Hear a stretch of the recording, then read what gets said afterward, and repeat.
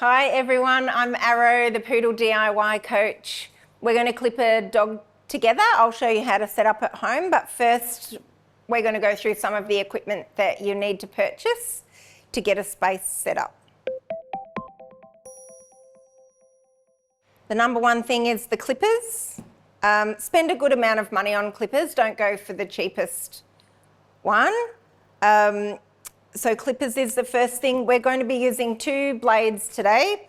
One is the number 7 blade for the body, and we're just going to do a simple short summer trim with the number 7. This is the body blade. And then a number 10, we're going to do the tricky dangerous spots with the number 10, and I'll go through more about that later. Usually a 10 will come with your clippers when you buy them. So the 7 will be the extra that you purchase. You're going to need a good brush. Choose something with long pins that will penetrate the coat, and make sure when you brush your arm that it's not too strong and scratchy and hurting you. You want something with bristles that will move when you touch it so that it's gentle on the dog. Avoid really stiff, tough brushes that, sort of hurt when you brush them on yourself. You want this to be flexible, and the long pins. Same with the comb, we want flexibility. So I don't know if you can see this, but the teeth bounce. They've got a little bit of give in them when we go through the poodle's coat. They don't just rip. This is more gentle. Ears, we're going to, I'll show you how to pluck ears today. So this is ear powder, step 1, and then ear cleaner, step 2, and I've got a product which is a treatment for ear infections. We'll discuss that later. This is Curash baby powder. It's zinc oxide, so it's not powder. Yeah. That's Australian. I don't know what that would look like overseas, but it's a medicated powder. We use that for clip rash after we've clipped the dog's faces. Nail clippers.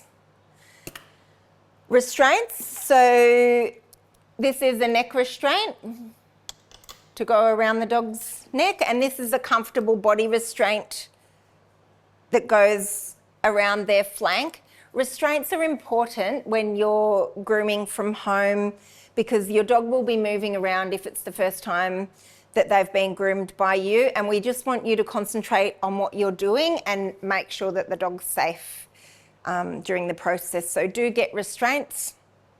Get a cheap folding table. You can often get grooming tables with legs that fold underneath, and you can just pop them behind the door. They go flat like an ironing board. And when you're learning, these H-bars come in really handy to hang your restraints from. So this is the skeleton stuff that you need to do a very basic trim. I've got scissors here as well. If you have to choose one pair of scissors, I recommend straights and something around 8 inches, 8-inch straights as the basic list. That will do you. We're also going to use curved scissors today during the class, so you will see me talk about them.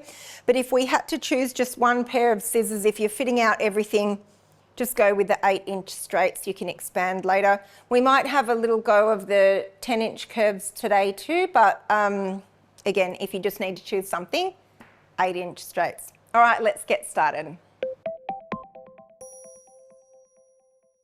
Okay, so when you choose your clippers, it will be different in each country, but do spend money on clippers. It's not something that you want to get the cheapest. The quality does tend to go up with price with the clippers. When you bring your clippers home, they should have a number 10 on them. This slots in there, and the clippers should run like that. That's pretty universal, the way that works. Today in this video we'll be using 2 blades. We'll be using the number 10, which is the safe blade. We use that for the dangerous areas under the arm and the sanitary spots, and then the 7 for the body Now the 7's a little bit more dangerous. I'll explain to you how an injury will occur. Basically, this part of the blade is what's sharp. This part of the blade is what cuts, and this is the guard. So if you run your blade along like this, it's quite safe. But if you get a piece of skin going sideways in between these teeth, that's how the dog will get cut. So the 7, we need to be a little bit more careful with the 7 and only cut the body and the big open areas with the 7. When we get into the detailed stuff, like the underarm, we'll switch to a safer blade.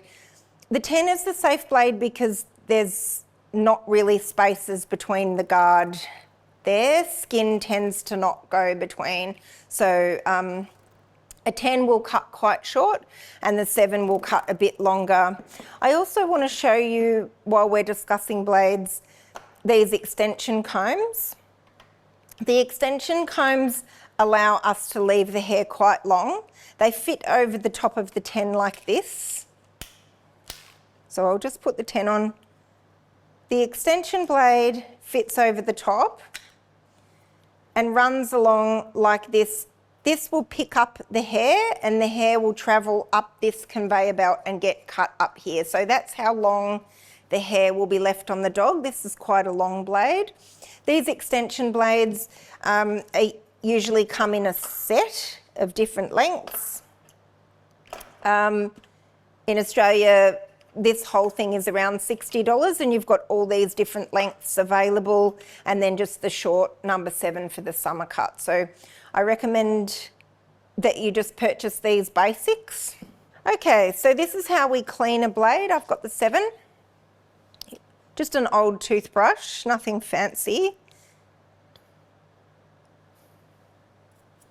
Just flick the hair out, both sides, and then get your clipper oil. When you purchase your clippers, it should have a little tube of oil in it with this pointy end. Now you just put 1 dot of oil there, not too much, and 1 dot in the middle like that. Now not too much because your dog will get oily, but it will also attract hair in there and clog up the blade. So you just want the bare minimum. If you get too much, wipe it off. And that's a clean oiled blade. Okay, scissors. Like I said, if you only intend to buy 1 pair of scissors, I recommend something around an 8-inch straight. The reason that I say that is because when you look at a poodle's leg, a miniature poodle or a toy poodle, or the top knot, it will be about this length. So you can get a nice clean cut down the whole leg with scissors this size. In the video today, we'll be using straight scissors and curved. Curved scissors are ideal for poodle top knots and tails and all those curved lines on poodles, and then the straight scissors will go straight down a leg nicely and straighten the neck hair nicely. So that's why we use both. If I had to choose one, I would choose the straights. You can do a curved line with straights, you just need to do extra cuts. The way we hold the scissors is with this finger. The little finger rests here. These 2 fingers just lay gently on the scissors there. Most scissors will have a little bump where your 2 fingers rest like that, and just the tip of the thumb goes inside here. You'll notice that I have a finger grip in there, and that is to make the hole smaller so that the scissors don't slip back. And this is the way. We always want to be really gentle with the scissors. Definitely don't hold the scissors this way. The reason is your scissors will move. This isn't steady. And it's also a really strong, powerful grip. We want to be very, very light with the scissors. We don't want any power in the movement, and we want the full balance. We want all of our fingers to be just balancing like that. Only the thumb moves, and it's very, very gentle. It's a very gentle motion. While I've got my scissors out, I just want to explain, never cut paper or plastic or a dirty coat or coat bands or anything with your good scissors. Always have a pair of hacking scissors on hand. These are just old scissors. I don't really get them sharpened. I think the edge is not great on them anymore, and I use this on dirty coats. Your scissors will become dull if you use them on dirty dogs and to cut out matting and stuff like that. So just keep your hacking scissors for that tough stuff. And I've got some 10-inch scissors here just to show when I'm working on standard poodles with big coats and large top knots and long legs, I do use the 10-inch scissors. Commonly, I don't recommend these for beginners because they are a lot to keep track of, but I will just mention that with the big dogs, the large scissors do work great, and the smaller dogs have smaller shapes and smaller legs, and so we go down to this size. And again, just always have your hacking scissors on hand for dirty coats.